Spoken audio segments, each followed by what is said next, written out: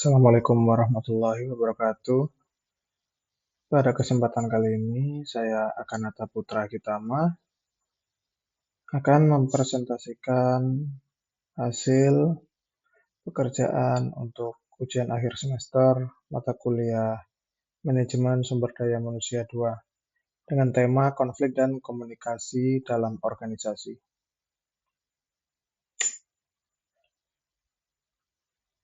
Penyebab timbulnya konflik dalam perusahaan. Konflik adalah hal yang tak terhindarkan dalam setiap organisasi. Memahami akar masalahnya penting untuk penanganan yang efektif. Berikut adalah berbagai penyebab konflik dilengkapi dengan contoh konkret. Perbedaan tujuan dan kepentingan.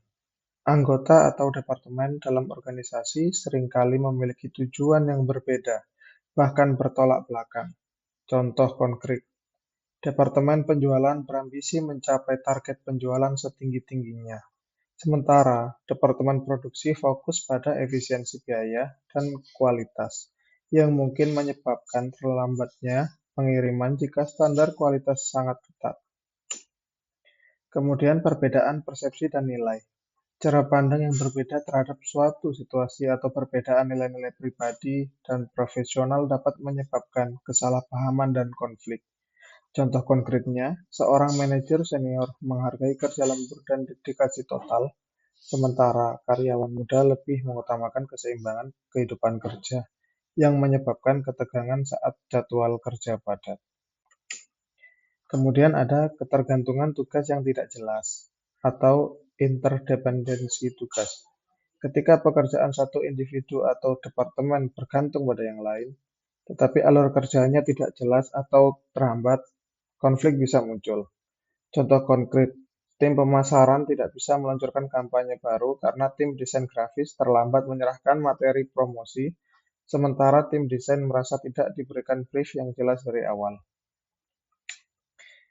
Gaya komunikasi yang berbeda atau buruk. Ketidakjelasan, ambiguitas, atau kurangnya komunikasi yang efektif seringkali menjadi pemicu konflik. Contoh konkretnya, manajer memberikan instruksi yang tidak lengkap kepada bawahannya, mengakibatkan tugas diselesaikan dengan cara yang salah. Lalu, manajer menyalahkan bawahan atas kesalahan tersebut. Metode efektif penanganan konflik. Penanganan konflik yang tepat dapat mengubah situasi negatif menjadi peluang untuk pertumbuhan dan peningkatan hubungan. Yang pertama ada negosiasi. Efektif ketika kedua belah pihak bersedia kompromi dan ada kepentingan bersama yang bisa diakomodasi. Misalnya, dua departemen negosiasi ulang jadwal rilis produk untuk mengakomodasi kendala masing-masing. Kemudian mediasi. Ideal saat komunikasi langsung antara pihak-pihak berkonflik terhambat atau emosi tinggi. Mediator dapat membantu meredakan ketegangan dan fokus pada solusi. Kemudian arbitrasi. Digunakan ketika konflik sangat parah dan pihak-pihak tidak dapat mencapai kesepakatan sendiri, serta ada kebutuhan untuk keputusan cepat dan final. Contoh, sengketa upah antara serikat pekerja dan manajemen yang tidak menemukan titik temu.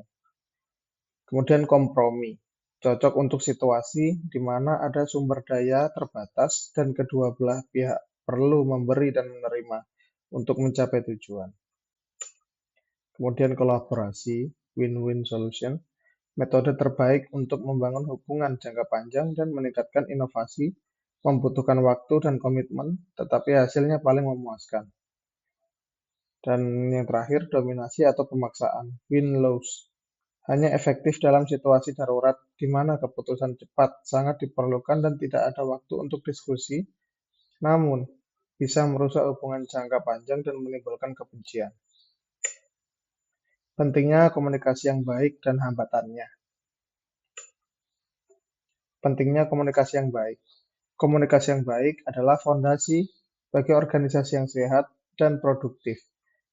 Meningkatkan kolaborasi, yaitu informasi yang jelas dan terbuka memfasilitasi kerja tim lintas departemen dan individu. Membangun kepercayaan, yaitu keterbukaan dan kejujuran dalam komunikasi, membangun kepercayaan antara manajemen dan karyawan, serta antar rekan kerja.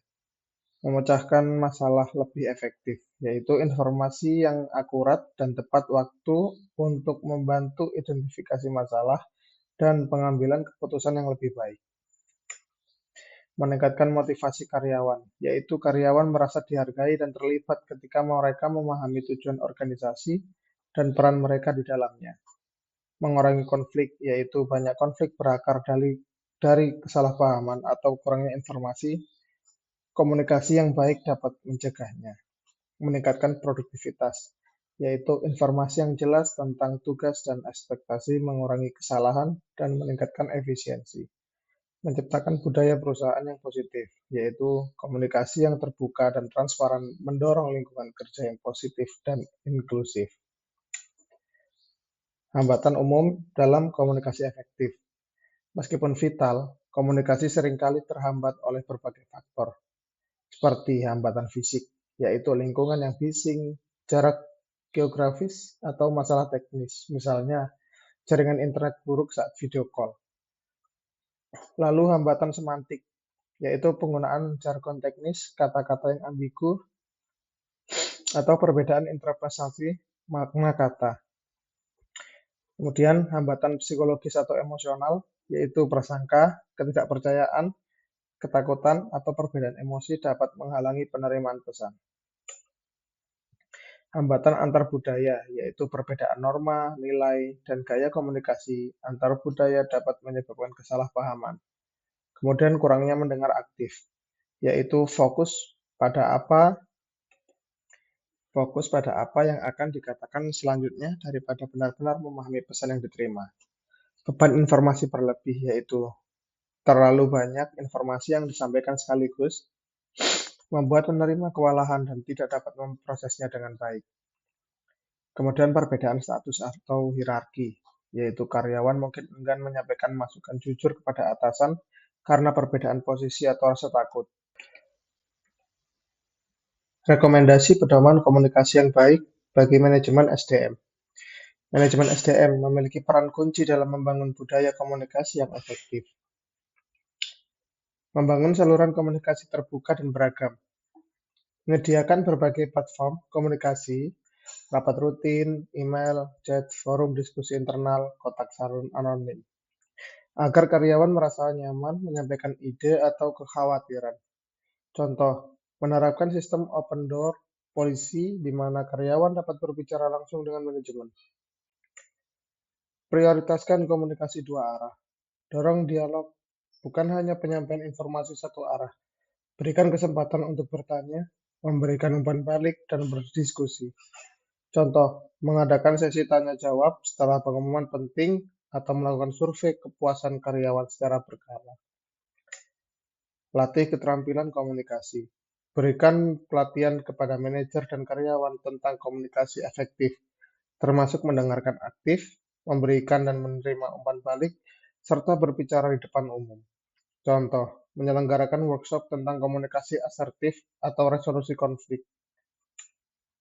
Kesimpulannya, dengan menerapkan pedoman ini, manajemen SDM dapat secara signifikan meningkatkan kualitas komunikasi dalam organisasi, yang pada gilirannya akan memperkuat hubungan kerja, mengurangi konflik, dan membantu perusahaan mencapai tujuan strategisnya, sekaligus memenuhi aspirasi karyawan.